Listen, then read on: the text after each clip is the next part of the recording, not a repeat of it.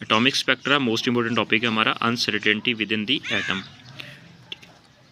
Question 1, the size of the nucleus of an atom is the order of. ठीक है, अब atom के अंदर जो न्यूक्लियस होता है जिसके अंदर प्रोटॉन और न्यूट्रॉन होते हैं, ठीक है, और उसका साइज़ कितना होता है न्यूक्लियस का। ठीक है, ये calculated value 10⁻⁻14 metre. C is the right answer. ठीक है, कोशिश कर रहा हूँ जो राइट आंसर है उसी को यहाँ पे मैं कॉल करूँगा। अगर मैं सारे ऑप्शन कॉल करूँगा वीडियो लेंथी बन जाएगी, जो कि टाइम वेस्ट है। ठीक है, तो लेकिन जब आपने टेस्ट अटैम्प्ट करना है तो आप कोशिश करें ऑल ऑप्शंस को रीड करें जल्दी से क्विकली, और उसके बाद थोड़ा सोचें, उसके बाद फिर राइट आंसर को क्लिक करें। समटाइम ऑल ऑफ दीज की ऑप्शन भी होती है। क्वेश्चन 2 की बात करते हैं। An electron can never be found. Electron कहाँ पे पाया नहीं जा सकता। ठीक है, आउटसाइड द न्यूक्लियस भी पाया जाता है क्योंकि हमारे पास न्यूक्लियस के बाहर ही होता है। इनसाइड द एटम होता है, बिल्कुल होता है। ऑल ऑफ दीज की तो ऑप्शन हो ही नहीं सकती, तो राइट आंसर इसका ए है, इनसाइड द न्यूक्लियस। न्यूक्लियस के अंदर तो जस्ट प्रोटॉन और न्यूट्रॉन होते हैं, अदर पार्टिकल होते हैं, इसलिए इलेक्ट्रॉन हमेशा ऑर्बिट्स के अंदर होते हैं, एनर्जी लेवल्स के अंदर होते हैं। ठीक है, शेल्स के अंदर पाए जाते हैं electrons. So can never be found inside the nucleus.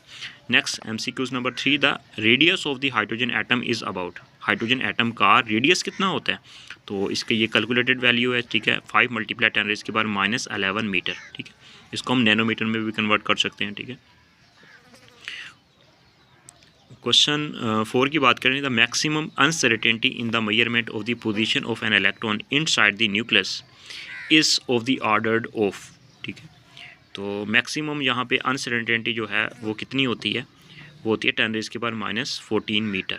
ठीक है, कि जो इलेक्ट्रॉन जो होते हैं वो इनसाइड द न्यूक्लियस में नहीं पाए जा सकते। ये बेसिकली अनसर्टेनिटी जो है वो 10⁻14 मीटर होती है। C is the right answer. Next question 5 की बात करते हैं। The speed of electron in the atom is. Atom के अंदर इलेक्ट्रॉन की स्पीड कितनी होती है या कितनी नहीं हो सकती।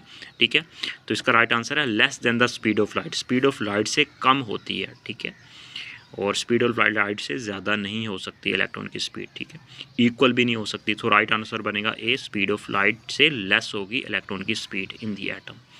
तो ये तो थे very most important MCQs uncertainty with in the atom से रिलेटेड MCQs।